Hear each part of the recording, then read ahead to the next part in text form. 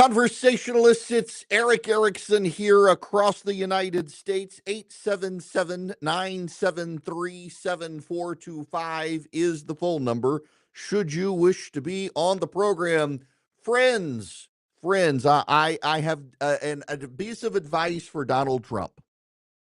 I know how to physically wipe out the Democrats overnight. I don't mean this to be hysterical. I don't mean to be hyperbolic, and I know it'll come across as incendiary to a number of people, but I know how Donald Trump can fairly immediately exterminate the Democrats. Like, I don't know that we have enough caskets available for the amount of funerals that we would have. It would be an amazing near genocide level event, and it would be perfectly legal. Listen, I hesitate. I hesitate to go down this road, but in light of recent events, I think I need to. I know how Donald Trump can eliminate the Democrats. I hesitate to use the word exterminate, but essentially, Donald Trump has the capacity to physically annihilate, wipe out, kill every Democrat everywhere overnight in a perfectly legal way.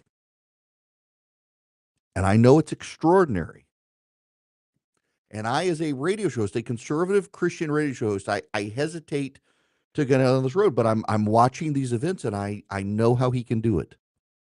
And it would be perfectly legal. There would be no legal consequence for it. I mean, there wouldn't be any Democrats left to even pursue him.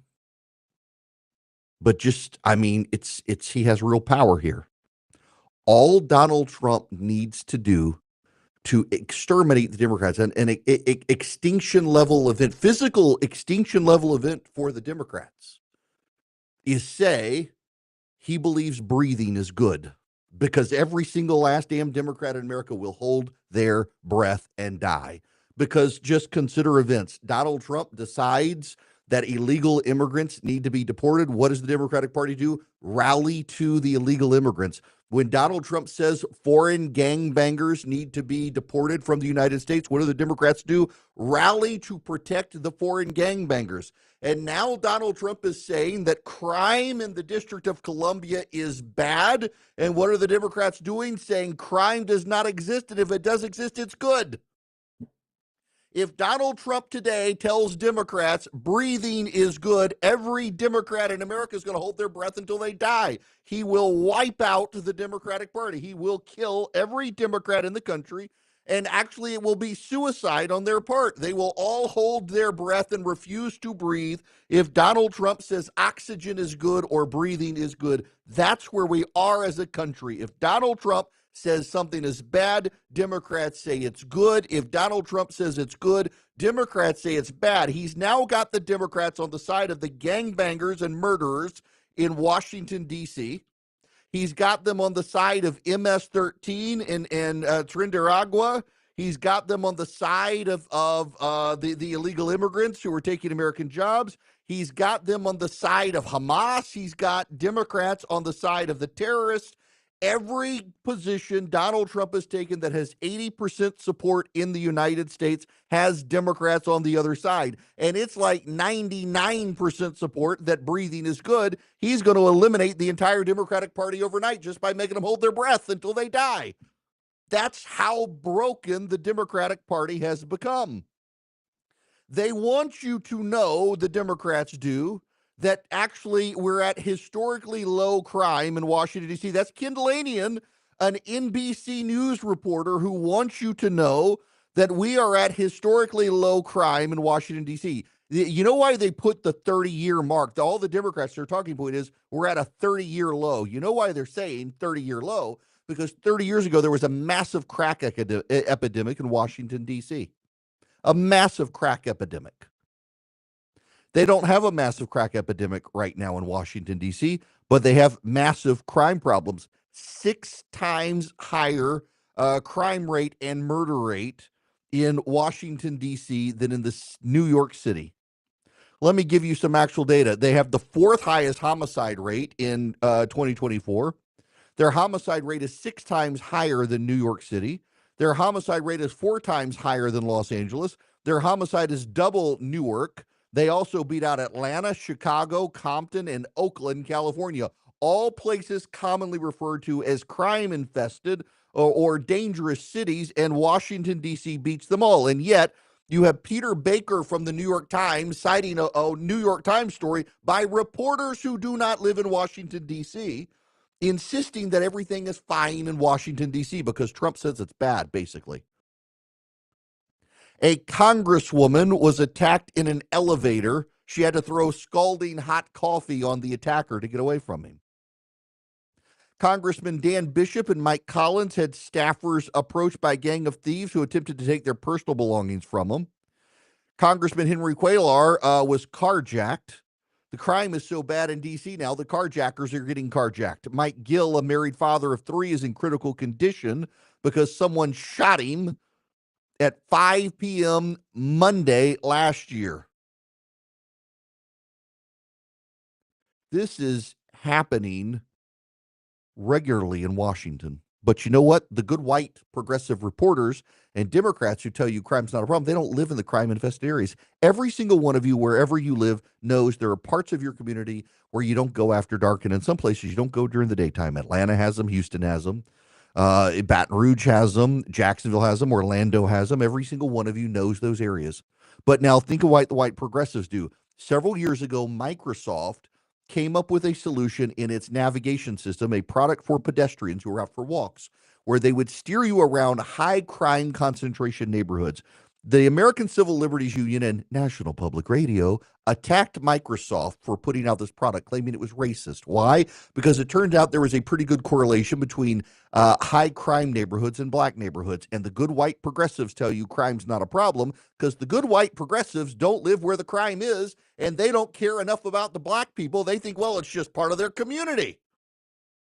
No black mother or father in Washington, D.C. wants their children gunned down.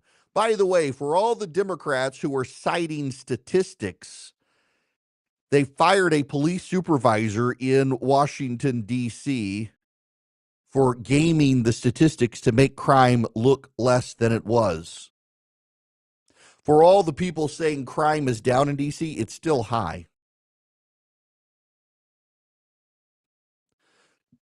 For all the Democrats who cite statistics that may or may not be it may or may not be gamed, I can cite you Dominic Ratcliffe, stabbed to death in DuPont Circle. Damian Hill, shot to death on Bennington Road. Lamar Edmonds, shot to death on the southeast side of the city. Carmelo Green, shot to death on the southeast side of the city. Terrell Oliver, shot to death on the southeast side of the city. Mario Guardado, punched to death on the northwest side of the city. Mika Vaughn, shot to death on the northeast side of the city. Malik Lee, stabbed to death on the northwest side of the city. Mark Odoms, shot to death on the southeast side of the city.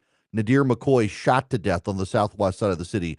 Jeremiah Law, shot to death on the northeast side of the city. Tavon Nord, shot to death on the northwest side of the city. Christopher Robinson, shot to death on the southeast side of the city. Vance Conti, shot to death on the northwest side of the city. Deshaun Judge, shot to death on the northeast side of the city. Brandon Ward, shot to death on the northwest side of the city. Fred Morgan, shot to death on the southeast side of the city. Alexander Ross, shot to death on the southeast side of the city. Olivia Graves, shot to death on the southeast side of the city. Tyrone Birch, shot to death on the northeast side of the city. Should I go on? You can cite me all the statistics. Those are the names of the people who were murdered in November and December of last year in Washington, D.C. Most of them shot, some of them stabbed, some of them punched to death. I've got 1-year-olds, I've got 2-year-olds, I've got 3-year-olds, I've got 4-year-olds, I've got 5-year-olds on the list, all of whom were murdered in Washington, D.C. And you good white progressives in the press, Peter Baker, who lives in New York City, You got all these other Democrats out there saying crime's not really a problem in Washington. No, it's not, you racist progressives, because it's not where you visit. You don't give one damn about the black residents of Washington, D.C. You actually think it's part of their community, don't you? You pontificate from New York City or Alexandria, Virginia, or Arlington, Virginia, or Chevy Chase, Maryland, or Bethesda, Maryland, or the northwest section of Washington, D.C., where there was one murder last year, and you look out on all of it and say, I don't see it, so it's not happening. You are the come-to-life version of Animal Farm. You're upset that Donald Trump is taking over. And for all you people saying, you're a conservative, you should believe in limited government, District of Columbia is not a state. It is a federal territory that should be controlled by the federal government. We should have never given them the right to vote. We should have never given them state or cityhood. We should have never given them home rule. People in Washington should not be allowed to vote for president. They should not be allowed to govern themselves. It should be a territory controlled by Congress as the founders intended it to be. That's conservatism. Limited government, you limit Washington, D.C. from acting like a government. The fact that the good white progressives of Washington are rallying around the criminals and gangbangers because Donald Trump says it's bad shows you the level of moral corruption within the Democratic Party. He thinks we got to deport illegal aliens. They want to rally to illegal aliens. He thinks we got to deport the gangbangers who are here illegally. They rally to them. He thinks we got to solve the crime in Washington, D.C. The Democrats rally to him. Well, you know what's so interesting here is that most of the local politicians in Washington, D.C., including the mayor of Washington, have been far less condemnatory than the national white Democrats. The people of Washington, D.C., want safety. The police union in Washington, D.C.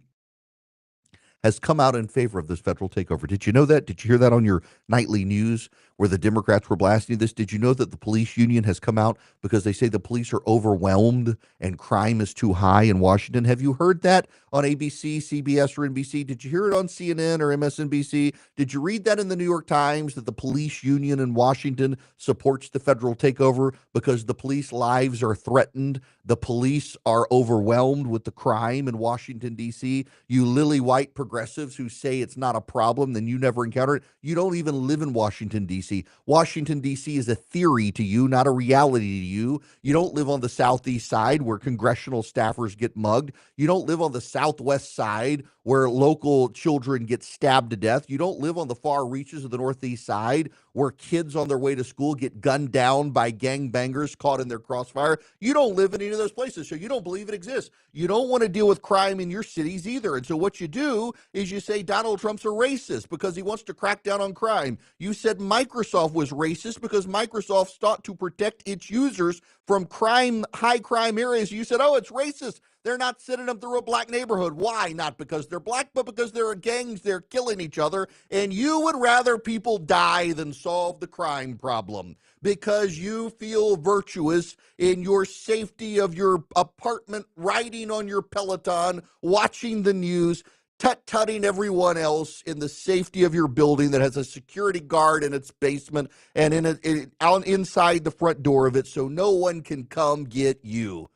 You privileged white elitist in Washington, D.C., pontificating on television. You black elitist who are working with the white elitists at MSNBC to scream racism over this, where you don't live in it, you don't go to it, you don't have to deal with it. The people of Washington, D.C. want salvation, and they're finding that salvation from Donald Trump, not from any Democratic politician, because the Democratic politicians have failed the black residents of Washington, D.C., taking their vote for granted all while they're being gunned down.